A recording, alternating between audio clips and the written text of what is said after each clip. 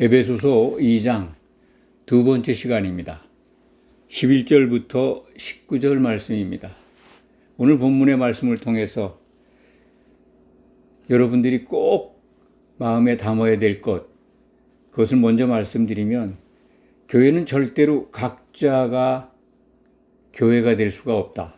1인 교회는 존재하지 않는다 하는 것을 미리 강조해서 말씀드립니다. 각자가 교회라고 한다면, 각자가 또한 예수님의 신부라고 한다면 신약 성경이 필요 없습니다. 특히 이 사도들의 말로 기록되어 있는, 복음서부터 요한계시록에 기록되어 있는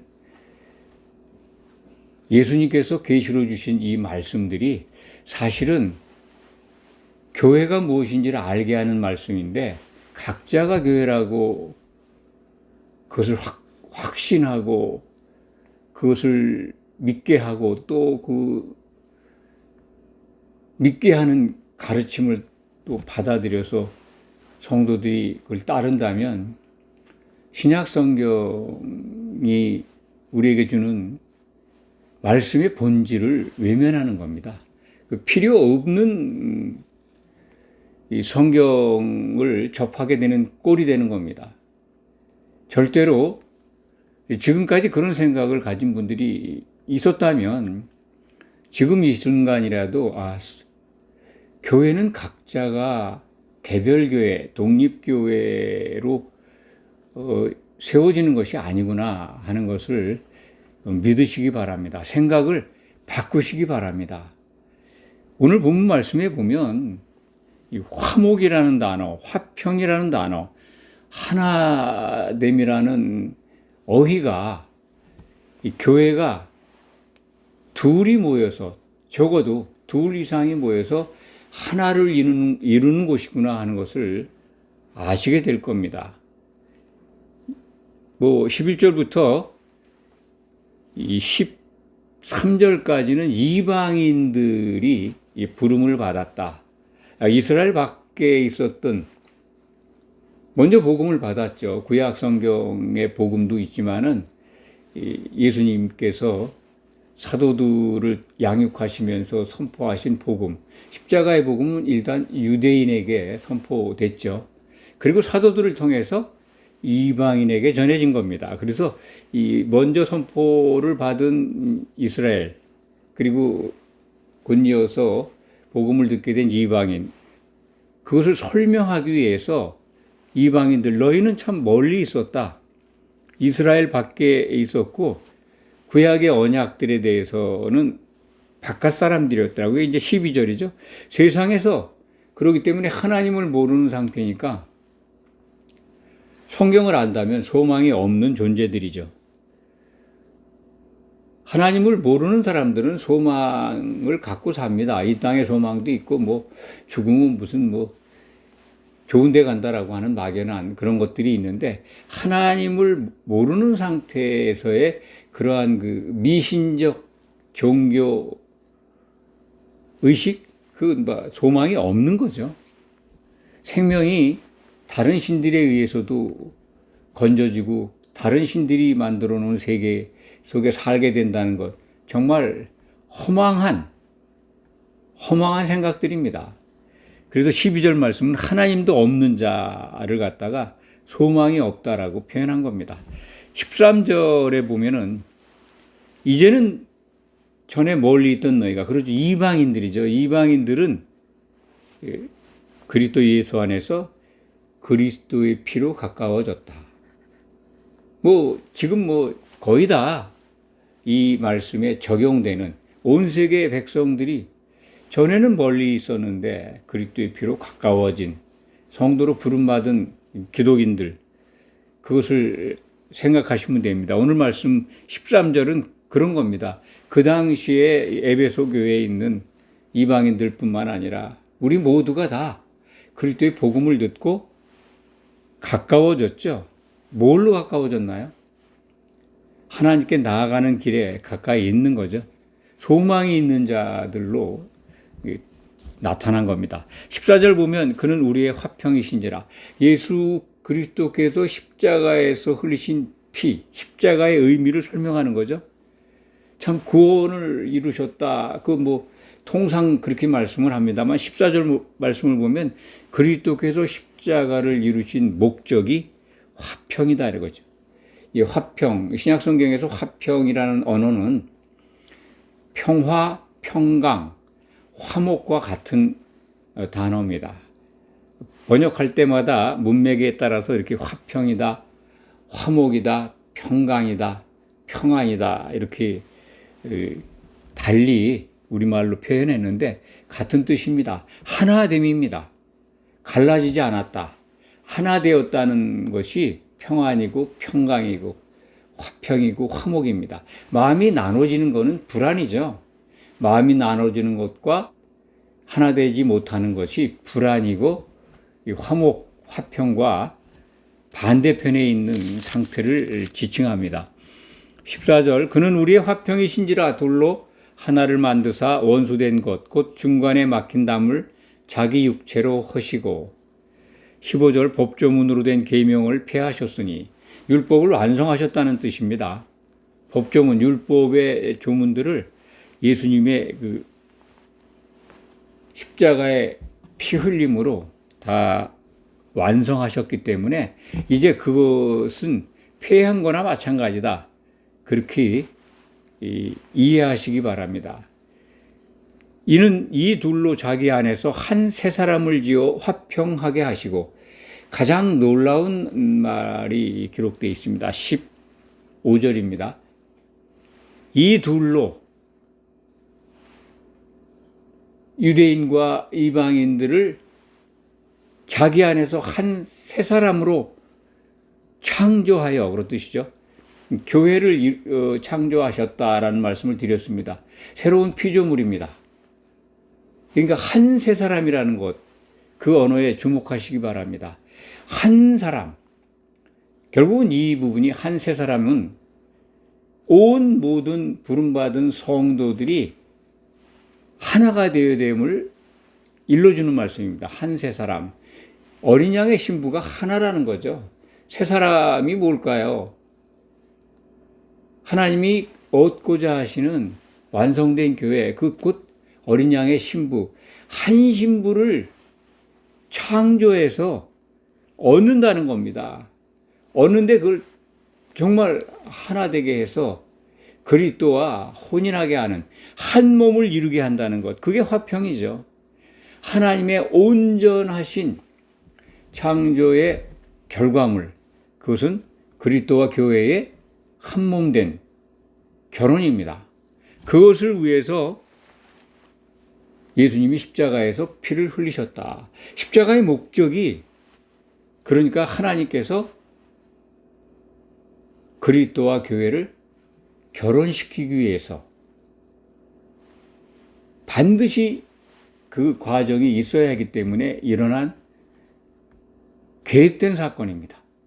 십자가가 없으면 하나님의 이 창세전에 세우신 계획도 이루어질 수가 없습니다. 그것을 아시는 예수님은 하나님께 설득당해서 하나님의 그 뜻을 이루고자 사람이 되셨고 하나님이 사람이 되셨습니다. 피를 흘리신 겁니다. 그리고 부활 승천하셔서 하나님 자리로 복귀해 계십니다.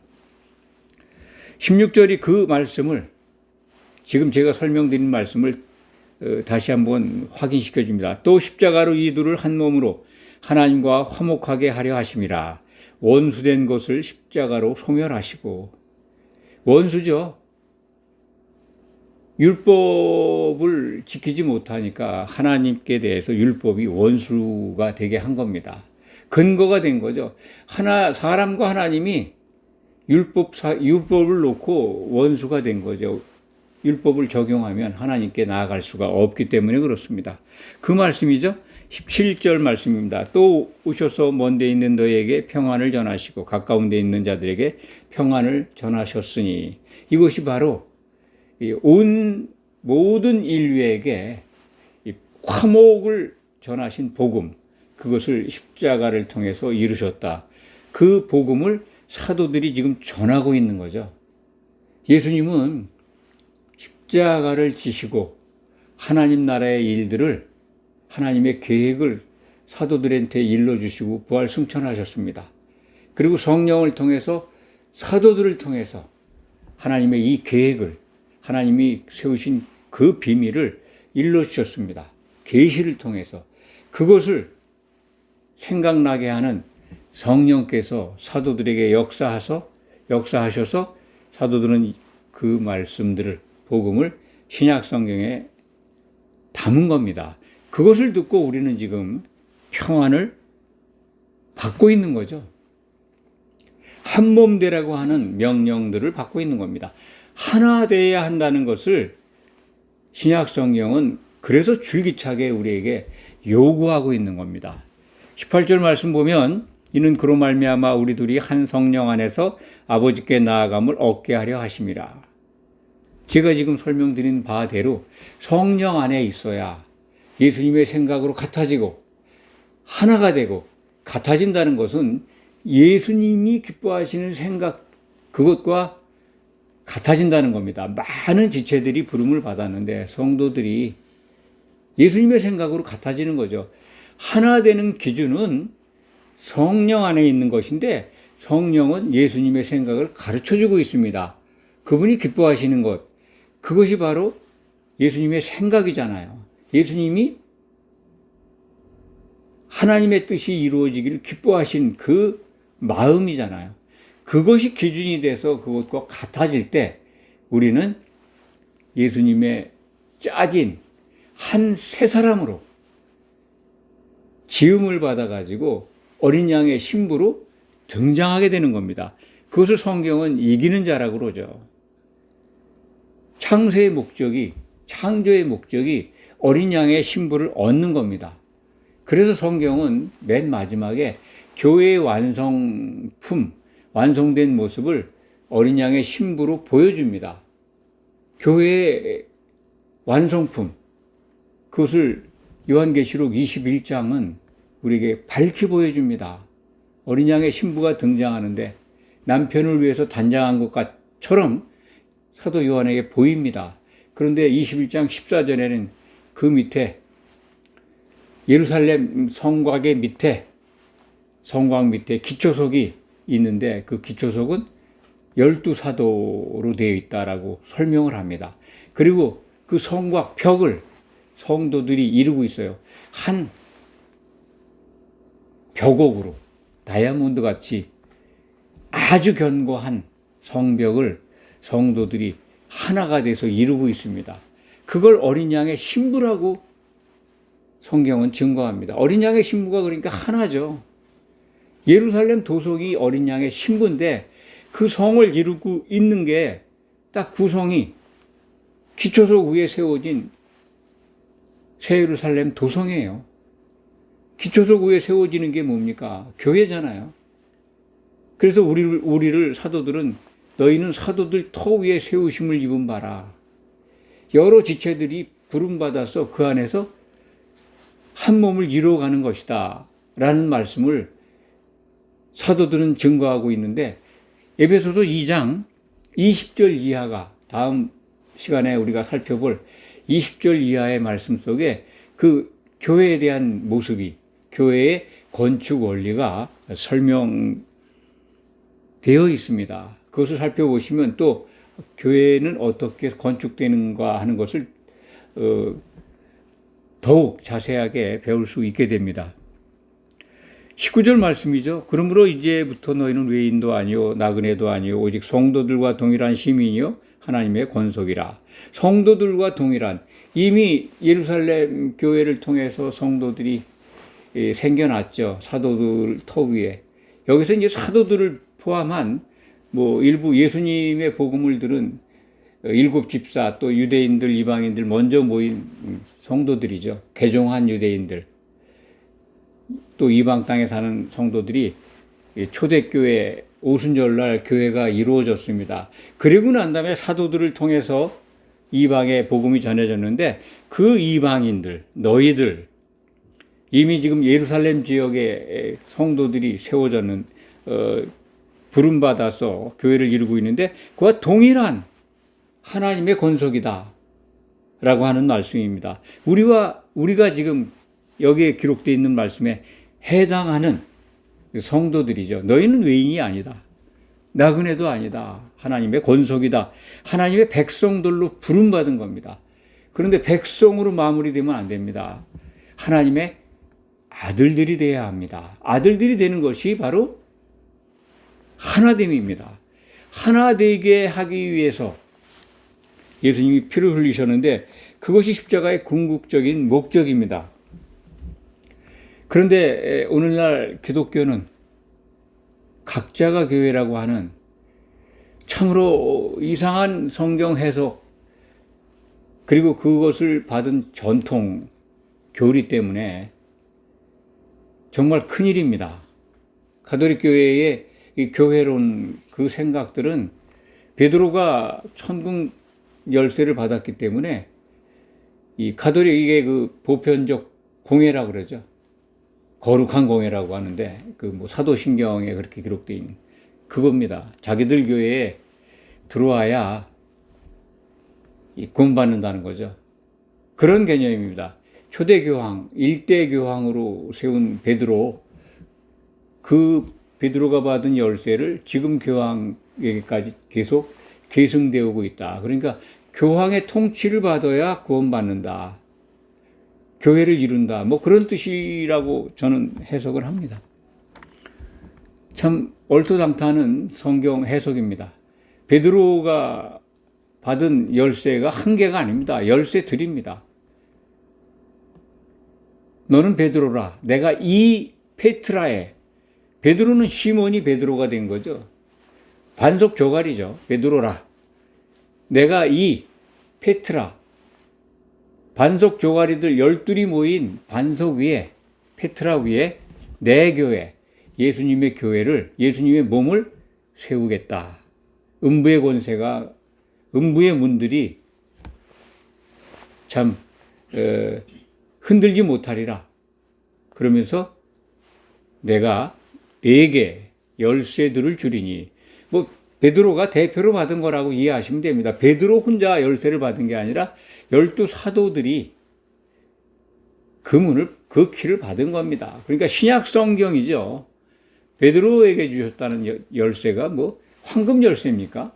물리계에서 볼 수 있는 어떤 형체 있는 열쇠가 아니잖아요. 그 신약 성경입니다. 신약 사도들의 말이 바로 곧 예수님 나라에 들어가는 키입니다. 이 천국 열쇠라고 하는 게 하나님의 통치를 받아서 예수님 나라에 들어가는, 좁은 문 들어가는 열쇠입니다.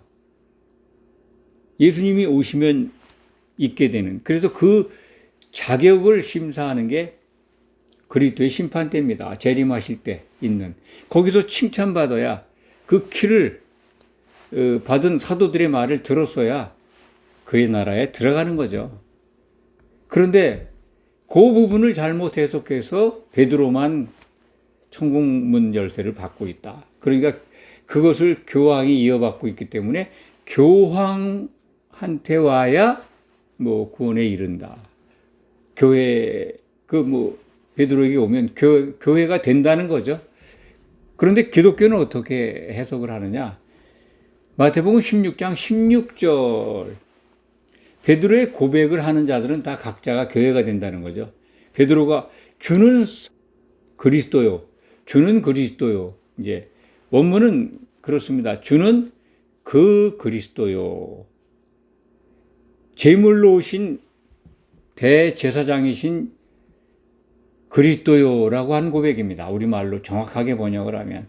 그리스도라는 그 말 속에 직분이 3가지가 있다는 것 다 아실 겁니다. 왕의 직분, 또 선지자의 직분, 그리고 대제사장의 직분이 이 기름 부음 받은 자, 그리스도라는 게 기름 부음 받았다는 거죠. 기름 부음을 받는 자들에게 행해진 이 절차였습니다. 그러니까 기름 부음 받은 자 중에 베드로의 고백은 그 그리스도다. 예수님이 알아들으신 것은 대제사장, 곧 제물로 오신 주님이십니다. 라고 고백한 거죠. 그러니까 예수님이 베드로에게 참 네가 복이 있다. 그거는 네 혈육, 육적인 생각에서 네가 알 게 아니라 네 개인적으로 그렇게 깨달은 게 아니라 그것을 알게 한 이는 하나님이시라는 거죠. 베드로가 고백을 했지만 하나님 곧 성령께서 그 순간에 베드로에게 알게 하신 거죠. 그것을 마태복음 16장 16절 이하 말씀이 우리에게 일러주는데, 기독교는 그것을 그러한 베드로의 고백을 하는 자들은 다 1인 교회, 각자가 교회라고 그렇게 가르칩니다. 각자가 교회라면요, 그런 고백만 하면 교회라면 왜 예수님이 세계명을 주셨을까요? 서로 사랑하라. 서로 사랑할 필요가 없잖아요. 구원의 목적이 1인 교회, 1인 신부가 되는 것이라면, 신부로 등장하는 게 하나님이 얻고자 하는 건데, 신부를 얻는 건데, 그 목표가 달성하는데 세계명이 아무 장애가 되지 않습니까? 세계명을 주신 것을 생각해야 합니다. 그리고 예수님은 왜 사도들의 말을 듣고 예수님을 향해 나오는 성도들을 하나 되게 해달라고 기도하셨을까요? 요한복음 17장에 그 기도는 뭐 여러분들 제 그 설교 영상을 보신 분들은 잘 아실 겁니다. 그 기도 왜 하셨을까요? 각자가 교회인데 하나 되게 해달라는 말씀이 뭐가 필요 있습니까? 세상 사람들에게 기독인들은 다 저렇게 같은 마음으로 살아? 세상 사람들에게 보여주는 건 뭐 빛을 발하는데 도움이 될 수는 있습니다만 전혀 성경과는 엉뚱한 해석이죠. 성령은 그리고 교회에 보내주신 겁니다. 오순절날 사도들이 모여있을 때 거기에 성령이 임했죠. 그들을 하나 되게 하셨습니다. 그리고 그들을 기초석으로 삼으셨습니다. 그리고 그들의 말을 듣고 부름받은 자들이 교회를 이루어가고 있는 거거든요. 그렇기 때문에 성령은 교회에 임해서 성도들과 사도들을 하나 되게 하고 하나된 한 몸을 이룬 신부로 만들어서 그리스도와 한 몸을 이루게 하시는 목적으로 교회에 오신 겁니다. 성령은 하나 되게 하시는 분입니다. 요한복음 4장 3절에 기록되어 있죠. 그것을 염두에 두고 예수님은 요한복음 17장 20절 이하에서 그렇게 기도하신 겁니다. 먼저 사도들을 하나 되게 해달라고 기도하시죠. 17장 그 20절 앞전에서 사도들을 위한 기도 속에 사도들이 우리와 같이 예수님께서 우리와 하나님과 같이 하나님 안에서 성부, 성자, 성령이 하나 된 것 같이 사도들이 하나 되게 하시기를 기도하고 그 다음에 사도들의 말을 듣고 부름받은 성도들이 하나 되게 하시기를 기도하셨습니다. 예수님의 기도만 생각한다면 왜 하나 되게 하신 것을 우리가 알게 됩니다. 왜냐하면 신약 성경은 교회의 건축 원리를 그리고 교회에 모인 성도들이 뭘 해야 될지를 특히 에베소서에서는 자세하게 일러주잖아요. 그리고 특히 요한계시록에 등장하는 어린 양의 신부는 한 신부입니다. 19장 6절 이하에 어린 양의 신부가 등장하는데 한 빛나고 깨끗한 한 세마포 옷을 함께 입고 있는 모습입니다. 우리말 번역은 한 신부가 아니라 그냥 빛나고 깨끗한 세마포 옷을 일으켰기 때문에 이 한벌이라고 하는 의미를 우리말에서는 확인할 수가 없는데 원문은 단수입니다. 여러 성도들의 옳은 의로움이 그 옷을 만들어서 한벌 세마포 옷을 입고 있어요. 그게 어린 양의 신부. 신부는 하나입니다. 새 예루살렘 도성이 여러 개입니까? 도성이 하나인데 그걸 어린 양의 신부라고 딱 집어서 계시록은 증거합니다. 그리고 신약 성경의 많은 부분에서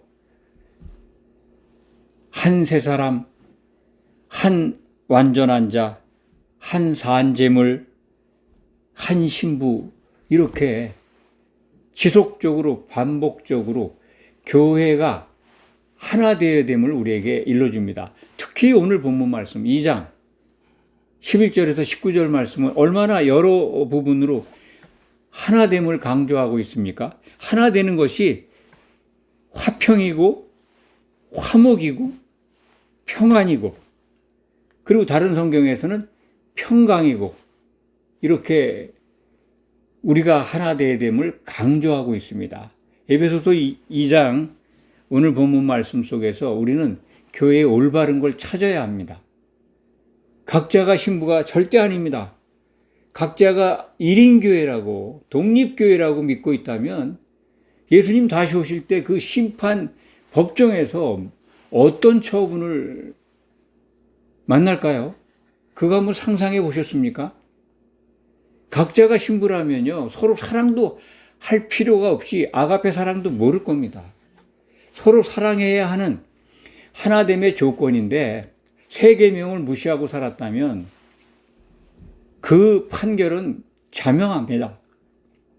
정말 기독인으로 평생 성실하게 신앙생활했지만 딱 그거 하나, 각자가 신부라고 하는 생각, 세 계명을 무시하고 살은 믿은 결과, 그 결과는 참으로 상상할 수가 없는 큰 불행을 만나게 됩니다. 그날 정말 부르심받은 귀한 성도님들, 예수님께 잘했다고 칭찬받아야 합니다. 그러려면 1인 교회라고 하는 것에서 벗어나서 이것은 교회 성도들이 아가페 사랑으로 서로 사랑해야 이룰 수 있는 거구나. 교회의 여러 지체들이 예수님의 생각으로 같아져야 되는 거구나. 나만 혼자 잘 믿는다고 되는 것은 아니다. 누군가를 정말 뜨겁게 사랑해야 하는구나. 자기는 뜨겁게 사랑한다고 생각하는데 사랑할 상대가 없다면, 그것이 눈에 보이지 않다면 그것은 실망하지 마시기 바랍니다. 정말 성령 안에서 내가 그 아가페 사랑으로 충만해 있다면 하나님이 그 사랑을 주고받을 영적 성도를 영적 공간에서 붙여주실 겁니다. 기쁨이 충만합니다. 그 성령 안에서 한 몸을 이뤄가는 그 평안과 기쁨을 맛보고 누리시는 분이, 그런 경험이 있다면 제가 드린 말씀을 이해하실 겁니다. 그 기쁨은 우리가 생각하는 그러한 기쁨, 평안함이 아닙니다. 세상에 없는, 정말 설명할 수 없는 환희와 지속적인 평화와 그리고 놀라운 기쁨입니다. 언어가 부족해서 설명할 수 없는 기쁨이 성도들 안에 가득하게 채워지게 됩니다. 이것을 믿으시기 바랍니다. 그래야 교회를 이루고 있다는 증거입니다. 주님이 오시는 그날에 칭찬받는 성도가 되시기를 간절히 축원합니다. 기도하겠습니다.